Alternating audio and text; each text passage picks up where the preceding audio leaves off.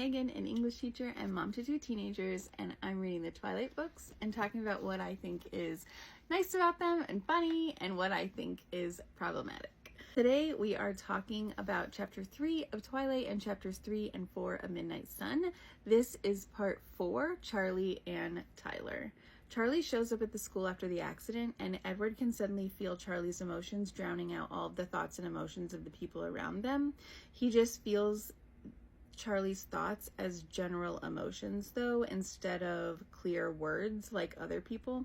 Edward has met Charlie a few times prior to this, but he always thought that he was slow. It turns out he's just good at keeping his thoughts private, which he then passed on to his daughter, Edward is now assuming.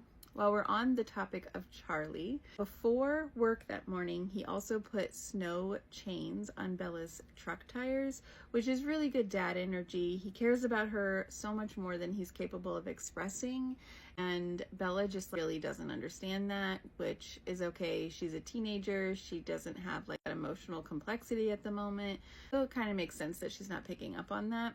Also, I just really think so far Charlie's been like super green flags in this book for sure.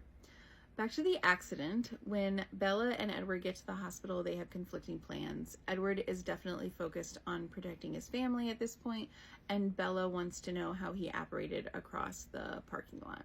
This is the perfect time to enter in Tyler, who is way more injured than either Edward or Bella, and now bedridden, and becomes the next boy weirdly obsessed with Bella while she is lying to him to protect Edward. Again, we're seeing a pattern. Bella is feeling uncomfortable but prioritizing others' emotions, especially boys, over her own.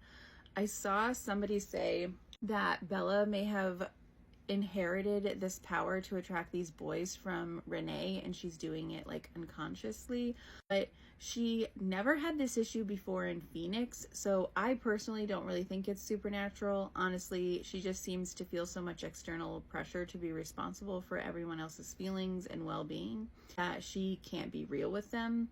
It also helps me understand why her inside thoughts might be more rude and dramatic, because that's where she gets to be more sharp and jaded instead of out loud, which good for her, honestly. At the end of the day, I think that Stephanie could have created the tension and angst she needed between the main pairing here without the problematic addition of so many boys without boundaries. But what do you think? Let me know and come back tomorrow for the next part where we talk about chapter 3.